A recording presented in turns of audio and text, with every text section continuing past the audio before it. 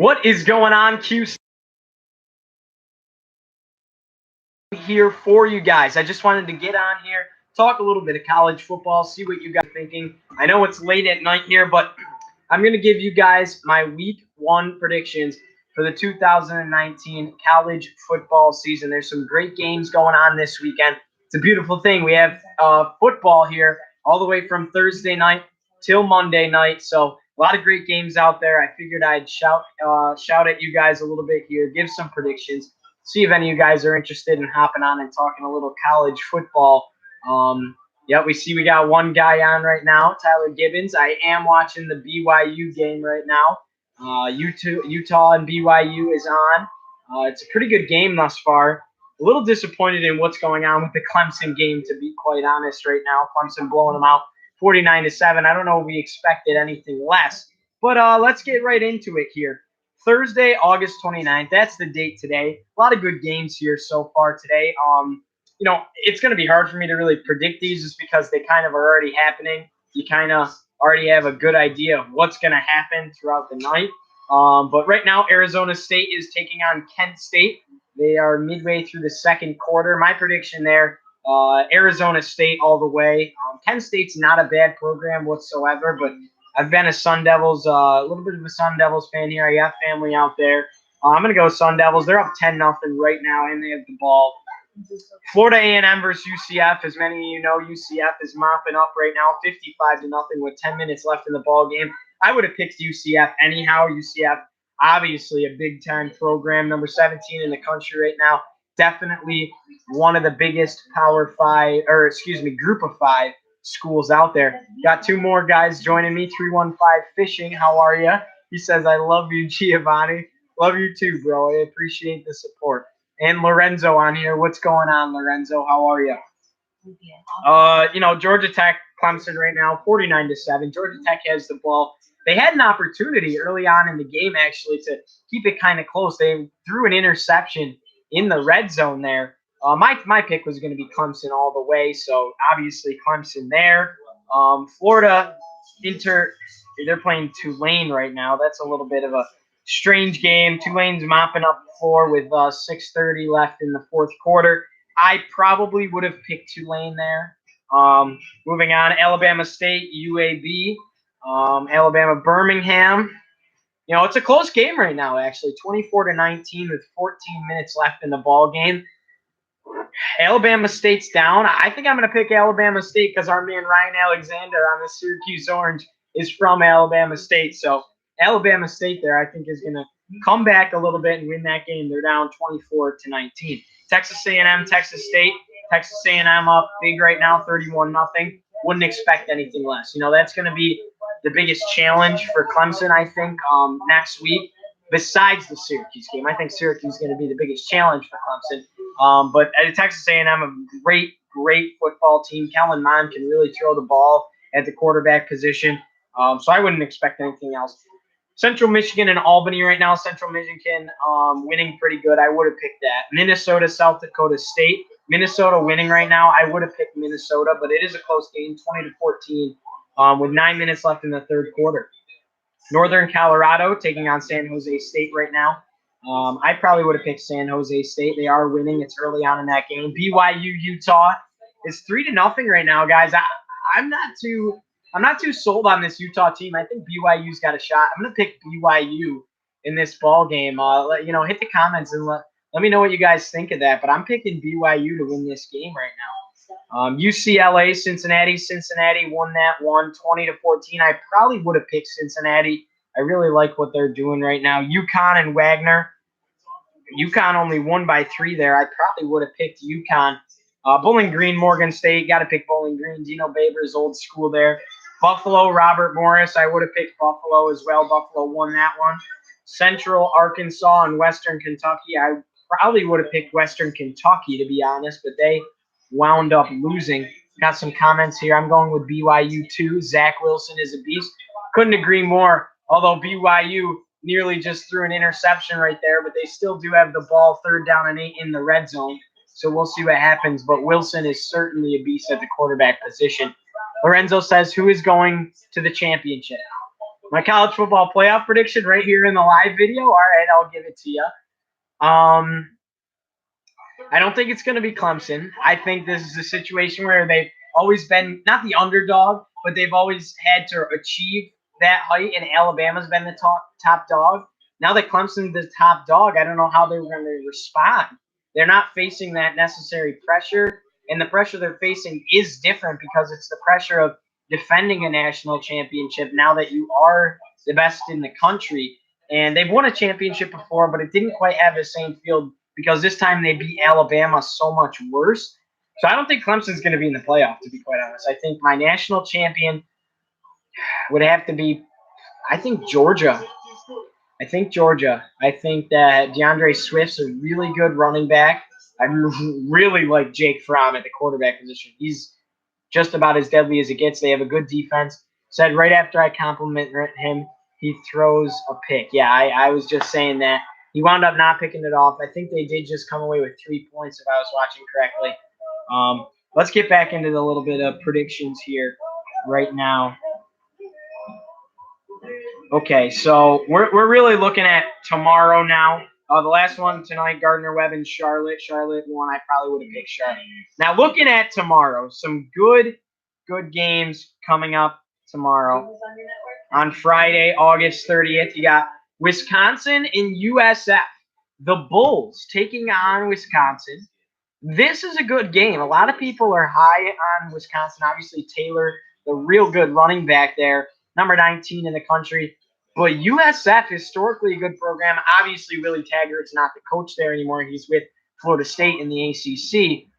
But I think USF's a sleeper here, and they could do some damage on Wisconsin, give them a little bit of a challenge. I'm going to take Wisconsin, but I think here the spread is minus 11 for Wisconsin. I think USF could cover that spread, and I think they could keep it within 11 points, but I got Wisconsin. Rice and Army, I'm going to take Army in that one. Army looking real good this year, top 25 caliber team last year as well as this year. I got the Black Knights all the way. Tulsa versus number 18, Michigan State. Could be close early on. I got Michigan State, though, ultimately winning that one. UMass and Rutgers. This is an interesting one, and I'm going to take UMass here. UMass wasn't a bad team last year at all, and I'm going to take UMass here. Utah State versus Wake Forest. Interesting. Utah State, a really, really good football team here because, last year they did really well. They're coming off of a good season. Wake Forest, very good as well. I talked about this before when I talked about Wake Forest and their schedule. Tough game here. This is kind of a game that could go down to the wire. I'm going to take the Demon Deacons because of how deadly I think they are going to be. Cade Carney, a really good quarterback there. Demon Deacons continue to improve, continuing to impress me. I think they're a sleeper in the ACC. But watch out for Utah State as well in that ball game. Purdue and Nevada tomorrow night. Nevada, I'm going to take Purdue all the way.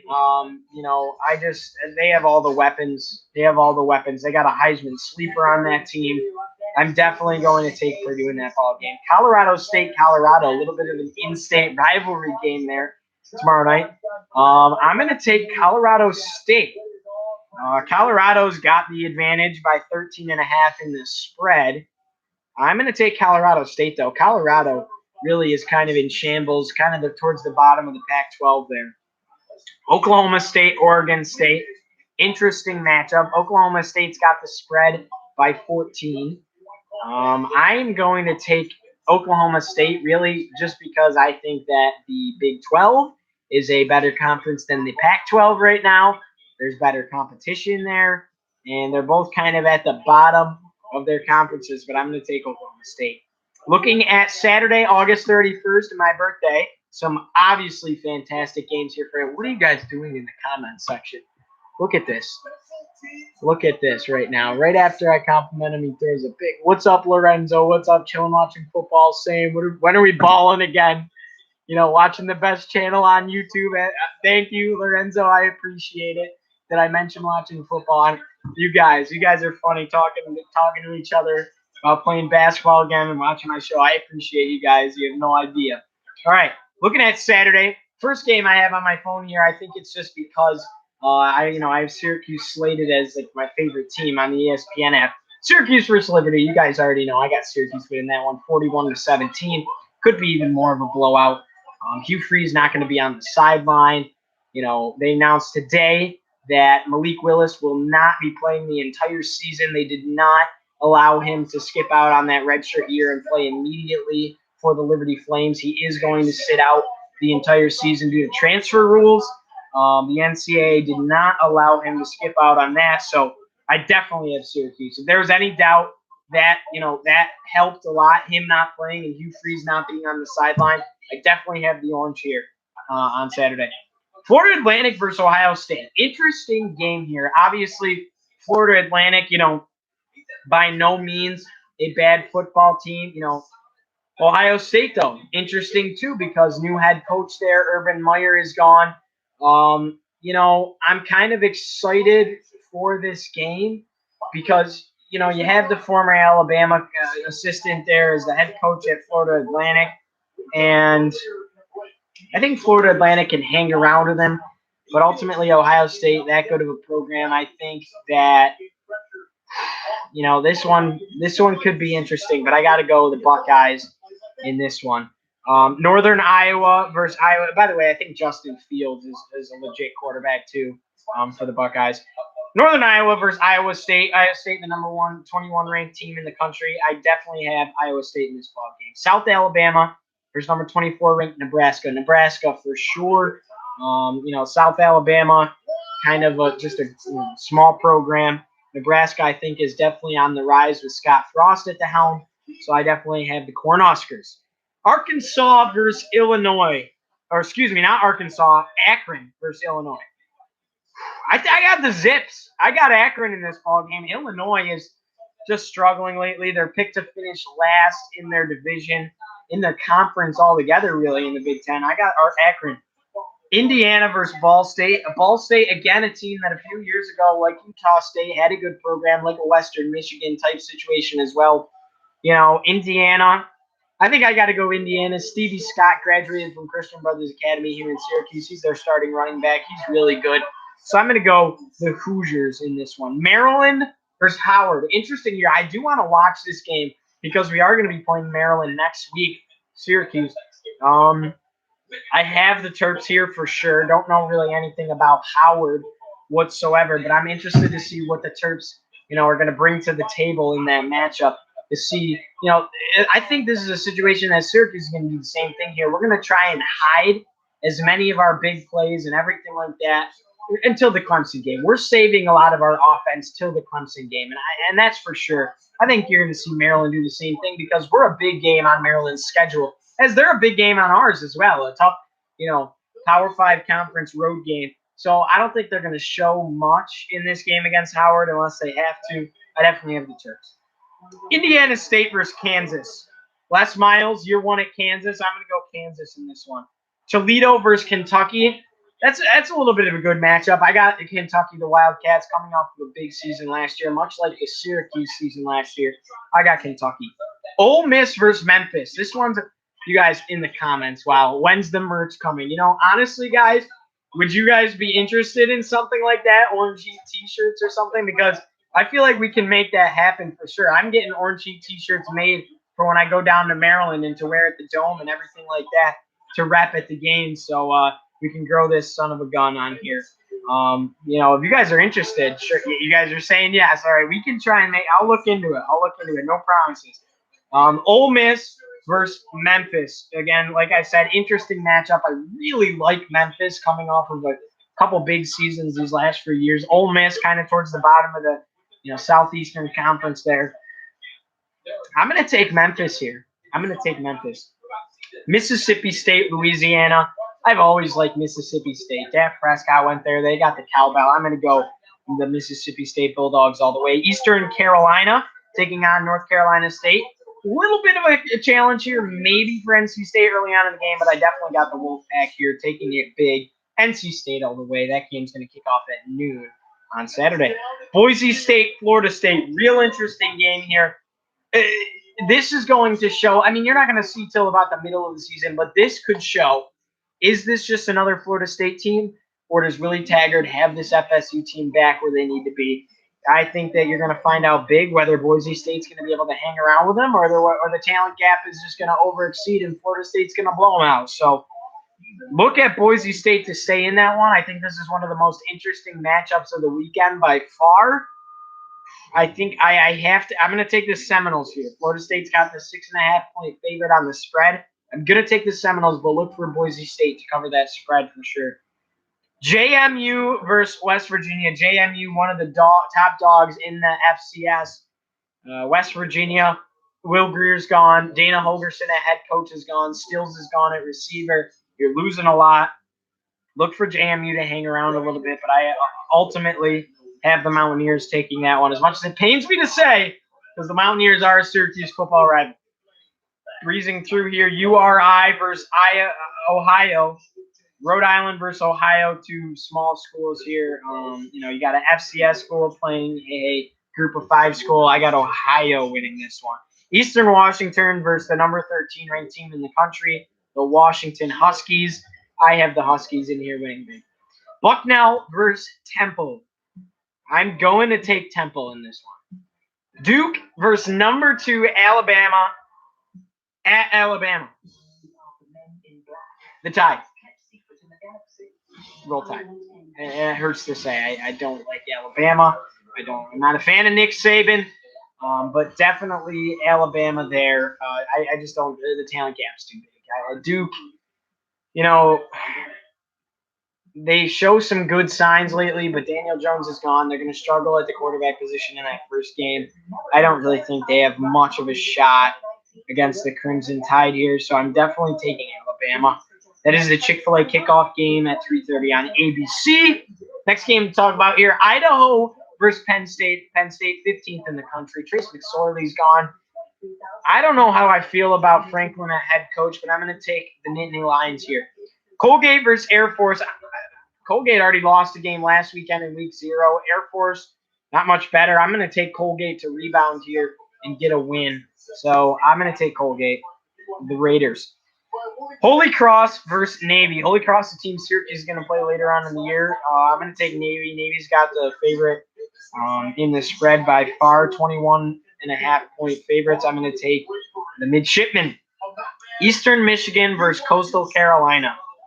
A little bit of an interesting matchup if you guys pay that much attention to the smaller schools.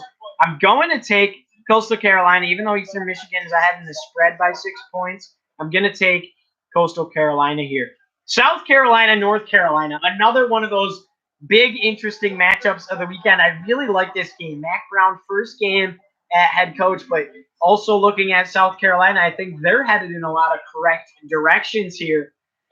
I think besides Texas A&M and Syracuse, they have the best chance to challenge Clemson late in the season.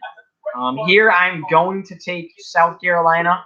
I really, really like North Carolina to stay in this game just about the whole way. Definitely cover the 11-point spread.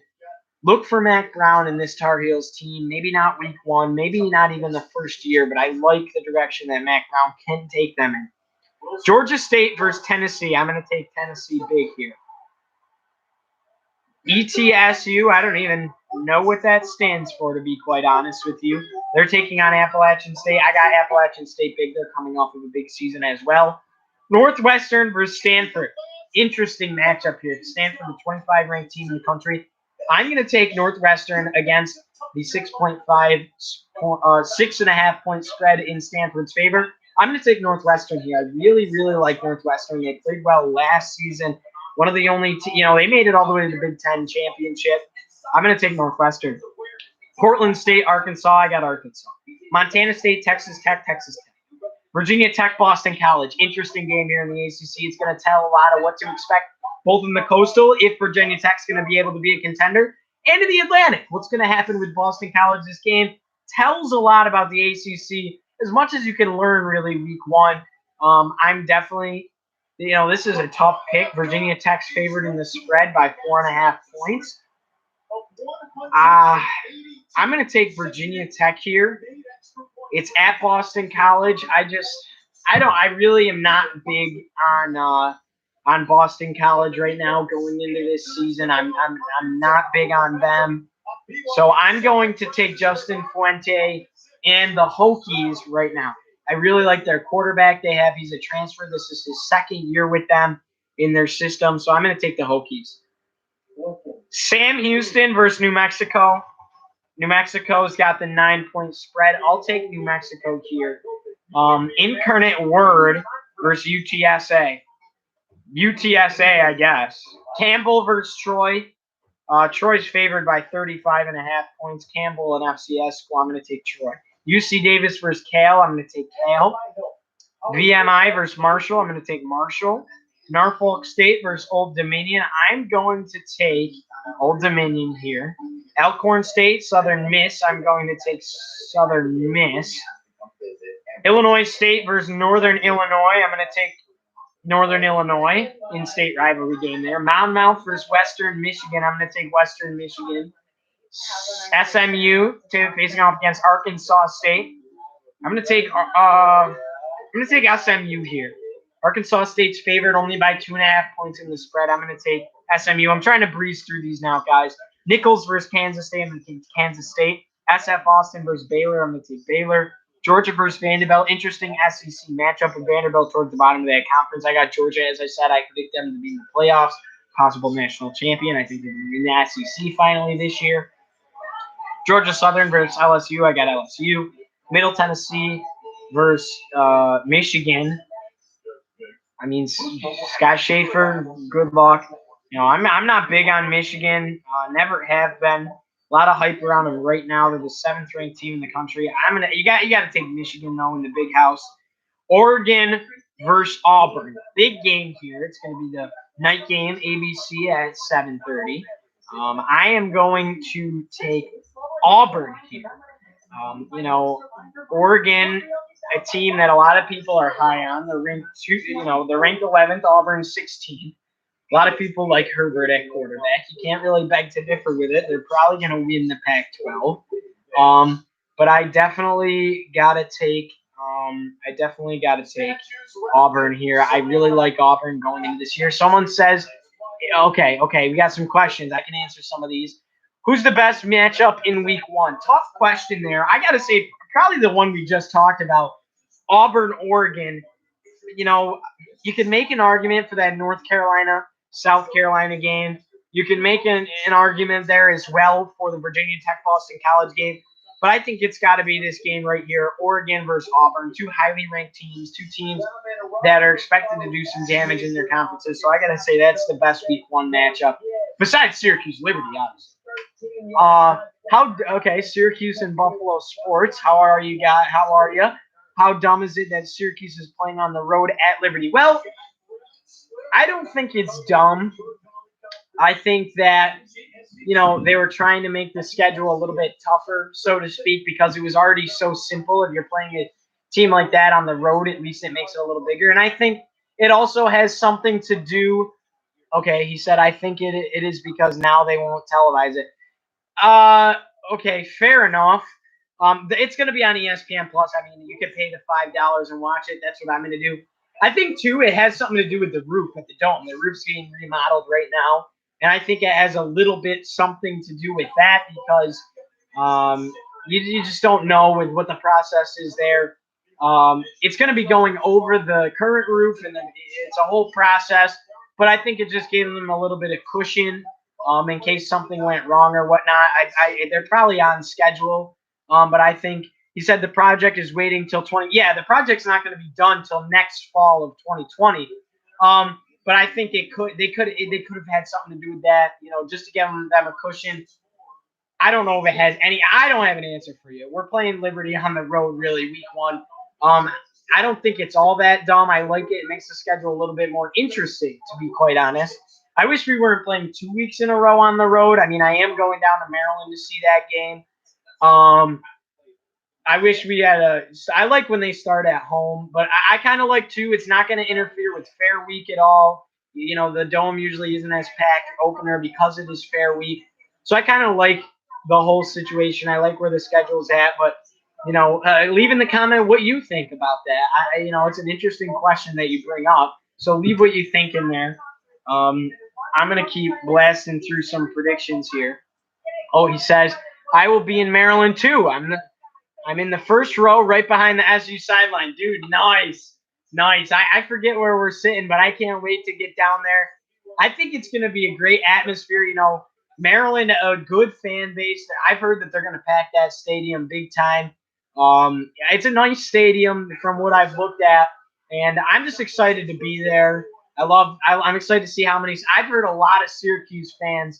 Yeah, he said time to kick some turtle, but I'm not going to say that on the show. But I'm really excited to see what the Orange are going to do in this game. I think it's a tougher matchup than people are expecting, but a big opportunity for the Orange to go out and make a statement. That we're ready for Clemson. If we can blow out Liberty and Maryland, then we're really making a statement that we're ready for Clemson. We're ready to be on that. Oh, he says, I agree. Big time trap game. Yeah, for sure. It's a trap game. I don't think Dino Babers and the staff will, but they have, and they could be overlooking Maryland and looking at the Clemson game. I think we're too smart for that. We have really good coaches. I don't think that's exactly what's going to happen. But they do have some big time good players. This program's no joke. It's a Power 5 school. They held in there and they almost beat Ohio State last year, who was the Big Ten champions by far. So Maryland's definitely a good team. They're going to have a big time home field advantage. That stadium's going to be rocking. They're playing a ranked team in Syracuse. Definitely a trap game. I'm excited to see how well the Syracuse fans travel, though. A lot of people I've talked to are actually going down to that game. So that's exciting. I'm excited to see how big of a showing we have. If we get up early, we could turn that game into a little bit of a home game, with depending on how many Syracuse fans show up. He said could gash us with the run game. Some question mark at linebacker in important leadership position. Absolutely. The linebacker positions like the quarterback of the defense. They're the play callers, really. Little nervous about the run game. Liberty has a good running back, too, rushing for over 1,000 yards last season. I don't think the question marks at the linebacker position are all that scary, though. I have a lot of faith in Andrew Armstrong. Right now, he played really well when he was called upon last season. And I think that Michael Jones at linebacker are going to be good. I think that we have another set of good guys returning alongside Andrew Armstrong. It's obviously the biggest question mark on the team. Second to that would be the offensive line. I'm just excited to see what they do. I think Maryland's going to score. We have a fantastic defensive line, and I think one of the best secondaries in the country. One of the best defensive lines as well. Like, scary good, like top 5 in the country, no doubt. Maryland's going to score, but I think there is a little bit of a talent gap in our favor, and I think the Orange are going to ultimately run away with it in the second half. But who knows? He said Syracuse wins 41-7 on Saturday. I think lots of experience returning. The ones who left were extremely big ones. Yeah, absolutely. I said 41 as well, but I put 41-17. The thing, they have a good quarterback and they have a really good wide receiver, 6'4", Antonio something Golden. I don't know it off the top of my head. He catches a lot of balls. He can high point the ball.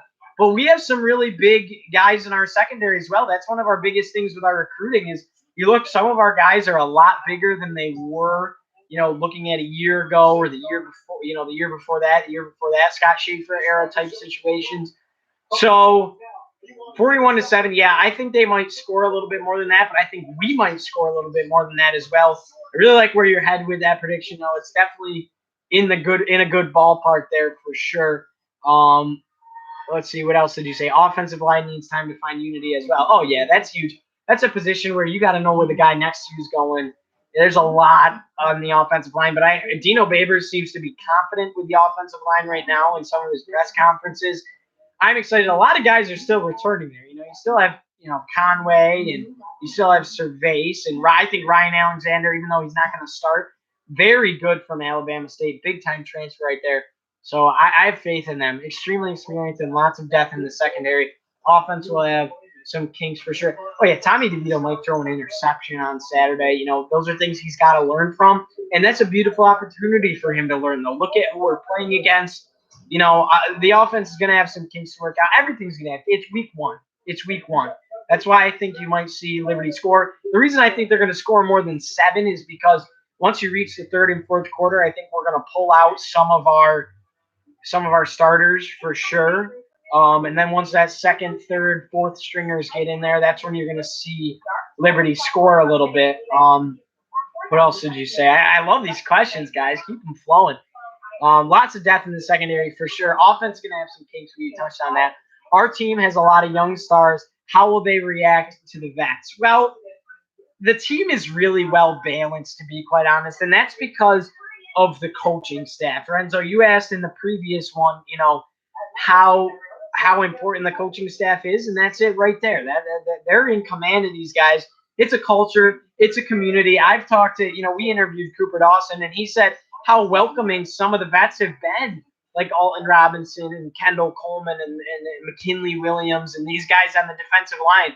How welcoming they've been to a freshman who probably won't even see the field right now, as of right now this season.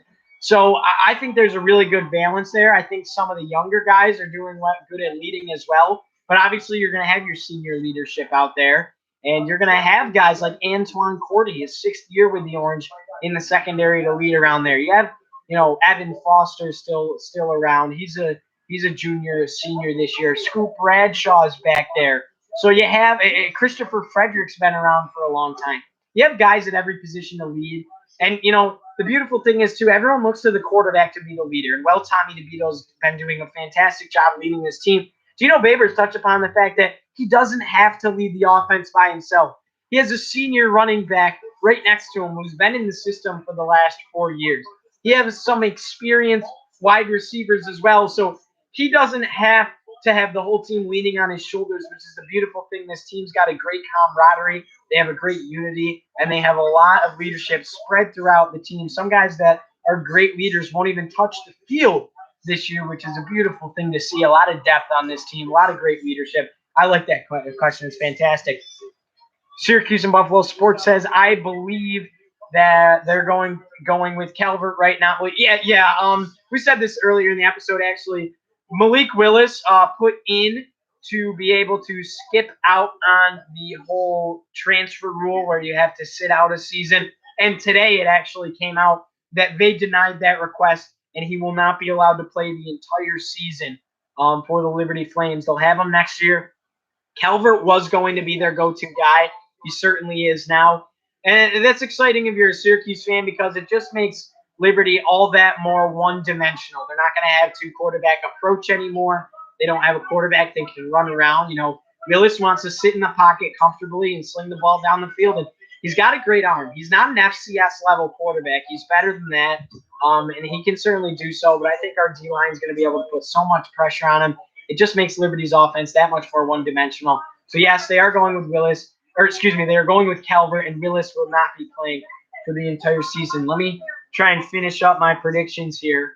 We have a little bit of a break in your questions. A lot of good football on right now if you guys are watching the TV at all. The live stream's already getting a little bit long. There's 33 minutes in thus far. So let me go back to my scores here. But keep the questions coming, guys. I love answering them. I love talking Syracuse football with you. Sometime I'm going to figure out how we could do some call-ins. It would be great if you guys called into this show, and we could really dive into, thoughts and whatnot. There's a lot to figure out there technological-wise. But, okay, Syracuse and Buffalo Sports says, I think Liberty will be far too overwhelmed up front to score more than 7, maybe 10. Yeah, like I said, it's going to come a point where we're going to pull those starters. So if they're going to score more, it would be late in the game. Once we kind of take our foot off the pedal, which I hope we don't do. But you're going to take your guys out. You're going to let some younger guys get some experience. Overwhelmed up front, yeah, but they have a crowd in their favor.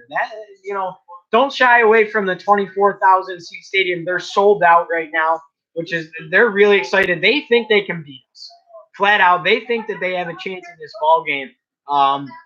From a lot of the things I've read, a lot of the press conferences and whatnot, I've listened to the podcast.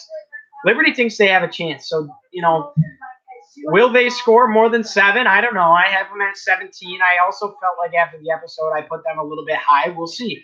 Offense, I don't think will look crisp as it will be this season in the first game. Oh yeah, for sure, for sure. That happens every year. I mean, you saw last year that happened as well. Nonetheless, I think we're going to score a lot of points. This Liberty defense is nothing to talk about. They average allowing over 38 points a game last year. There's a few low outliers. It's typically more than that if you look at their actual full schedule. Sometimes allowing up into the 50s on multiple occasions. This team, they're going to get gashed through the air big time as long as we can let Tommy get a little bit of time, develop their run game. I think you can see us score more than 41. But, yeah, there's going to be kinks to work out for sure. But I'd be surprised if we punted the ball more than 3-4 times on Saturday, to be quite honest with you. All right, we're diving back onto the ESPN app. We talked for so long. My phone decided it was going to stop. What did we even leave off with, guys? I think it was the Oregon-Auburn game. So, like I said, Auburn in that game against the Ducks. Miami of Ohio taking on the number 20 ranked Iowa Hawkeyes. I got Iowa in this game for sure. I really like Iowa. I really like what they're doing. They have a great fan base right now, big time. Louisiana Tech versus Texas. I got Texas. I really like what the Longhorns are doing too. New Mexico State versus Washington State. Don't sleep on New Mexico State. But I really like Mike Leach in Washington State. Gardner Minshew's gone. They're still ranked 23 in the country. I'm going to take Washington State there. Yeah, Sunday, you have one game. It's a real good one, guys. I forgot to mention this one is one of my favorites, one of the top matchups of the weekend. This is certainly up there for it, Lorenzo. You asked that earlier. Houston versus number 4, Oklahoma. Interested to see what Jalen Hurts is going to do at Oklahoma. Will he be a Heisman-level quarterback like Baker Mayfield, like Kyler Murray? I don't think so. I think there's going to be some kinks to work out in that offense for sure. But I do have a lot of faith in Lincoln Riley. If you're a Sooners fan, man, you guys have a fantastic young coach there. Really like Houston, though, as well. They've had some good seasons lately. Oklahoma's 23-point favorites. I got Houston to cover the spread, but I definitely have Oklahoma winning this ball game. Monday, fantastic game to cap off a beautiful Labor Day weekend. Notre Dame, number 9 in the country, taking on Louisville. Interesting. Louisville just won 2 games last year, Notre Dame in the college football playoffs. Therefore, I don't think that Notre Dame's going to be as good as they were last year. They're losing a lot. Still have a good quarterback, Ian Book. Don't sleep on Louisville, though. I don't think Pass is a good quarterback whatsoever. New coaching staff. It's going to take a little bit of time. I got Notre Dame. They're 19-point favorites in the spread. I think Louisville's going to cover that spread, though, however. I think it's going to be closer than you'd expect. Louisville to cover the spread, Notre Dame to win the ball game at Papa John's Stadium. Let's see, you guys left a ton here. Those are my predictions for week 1 of college football. Should I do this every week, do the predictions for around the country? Lorenzo says, I feel like it was a good thing that Tommy was behind Dungy for all that time because now he knows what it takes to get a win, etc. And now that he is starting, I feel like he's more prepared. Absolutely, Lorenzo. You hit the nail right on the head here. The best way I can put this is that Tommy DeVito has been groomed for this opportunity. The circumstances could not be any better. He sat out a year as a redshirt, got to learn under a terrific record-breaking quarterback like Eric Dungy. Beautiful way to develop in the Dino Babers system. Second year, under Eric Dungy, comes and has experience in big games.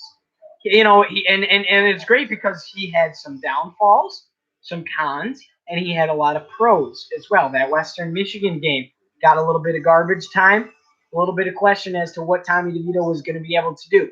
But then he comes in, and he absolutely annihilates Florida State last season, winning that game 30-6. Eric Dungy put up 6 points in that game. Tommy DeVito put up the other 24 in that ball game with the Syracuse Orange offense. And then he comes in again, saves the day against North Carolina. That season would not have been what it was last season if Tommy DeVito didn't come in and take down the Tar Heels late in the game in double overtime. Beautiful. Then he plays Notre Dame. A little bit of question mark there. I don't think he played bad in that Notre Dame game. I think his receivers didn't help him. I think his team gave up on him a little bit as they got down. I really don't think he played all that bad in that Notre Dame game. Kind of an unpopular opinion there. Um, Nonetheless, Tommy DeVito's been groomed for this opportunity. I don't think it could have worked out any better. I think he's ready. He's ready to lead. He's ready to deliver the football down the field and put it in the end zone, which is exactly what we need. The perfect way that it could have happened. A redshirt year, a year to develop with some big game opportunities. Beautiful. Syracuse and Buffalo Sports says talk about bad defense. UConn became the first team last year to ever give up 50 points per game. Yeah, I mean that's just a great example of the game changing it over right now. This is turning into a more of a high scoring game. Besides, look at the Big 12 conference. Those guys are not defensively focused whatsoever. Every game is a shootout. So that just shows really how the game is changing. Syracuse and Buffalo Sports says Notre Dame by 30. I disagree. I think Louisville to cover the spread, but I could see where you're going with that. Ian Book, really good quarterback, but I'm really not high on Notre Dame this year. I'm just not sold yet. I wasn't really sold last year either. Pass can't pass. Yeah, I mean, talking about Louisville, Juwan Kuma pass. You know, can't do much. We'll see what happens this year, though. Sometimes a coaching change is exactly what you need. It was a situation where they were not bought in to their head coach Bobby Petrino. I don't know, guys. If you want to throw something else in there to talk about, we got we're dwindling down here. It's right now BYU and Utah is a great game. Third quarter, second quarter, 3 minutes left. BYU down by 3, score 9-6. Good games on TV right now. If you guys want to throw some, I'll give you guys another minute. You want to throw something in there? Yep. Syracuse and Buffalo Sports says too much stank left by Bobby P. Satterfield will do a good job, and he has a rough year ahead. Yeah, I mean, it's a big rebuilding project. I don't really want to get into why I'm not a big Bobby Petrino fan. I'm sure you guys know why. Never have been a Bobby Petrino fan. A lot of mess left. A lot of mess left. But you saw what Syracuse wasn't as big of a mess as Louisville. Don't get me wrong, and this team actually really liked Scott Schaefer. But Satterfield, if you can get a team to buy in, it makes all the difference because Louisville still's rolling around with some pretty good level recruits. We'll see what happens this year, but you got to get those guys to buy in. That's the biggest thing because you got to turn their frown upside down, so to speak. They were hanging their heads big time after last season. And then, what were they playing for at that point, though? They didn't like the coach they were playing for. So I think you'll see a changed team in Louisville this season. I'm expecting, at least 5 wins out of them. I don't know about bowl eligibility in year one, but they have talent on that squad. Another successful live stream. Lorenzo, thank you so much. Big time, listener. He's my cousin. If you guys don't know, my best buddy, my go-to man. He's probably going to be the best man at my wedding someday. I'm just saying that. He's the closest thing I have to a brother by far. I appreciate you, and I love you, man, as always. Syracuse and Buffalo Sports says, our illegal offense by any chance. Okay. What do you mean by that? I mean, are you talking penalties? I'm a little bit confused with that one. What I think should be illegal. Oh, for the reason that you don't like Bobby Petrino. Oh yeah, I mean for sure. With Bobby Petrino, he's done some questionable life choices, questionable coaching choices as well. Like I said, I don't want to get into it. Remember the comment that he made before he played us? Yeah, I do remember that vaguely. I'll have to go dig it up now. I thought you were talking about guys going down, like our offense moves so fast. It should be illegal when guys go down with injuries or cramps, so to speak. I love when the Dome moves those guys out. It's really entertaining. All right, guys. Oh, he did that too. Yeah. All right, yeah. All right, guys, I think I'm going to wrap it up here. It's been another successful live stream. I appreciate you guys so much. Keep staying tuned for more Orange Heat. We're gonna crank videos and live streams out every single day as much as we can. You have a good night too, Syracuse and Buffalo Sports. I appreciate it, man. Guys, hang in here because Saturday we're going to do a live stream during the Syracuse football game. We're going to start it just a few minutes before kickoff, talk about the game. We're going to go all the way through the first quarter. If we're feeling good, we'll go even longer than that. Thank you guys so much. stay tuned. We might see you tomorrow if there's some good football on, but we will definitely see you here Saturday at about 5:30, 5:45 before the Syracuse Liberty game. I appreciate you guys so much, and as always, let's go Orange, baby. Woo!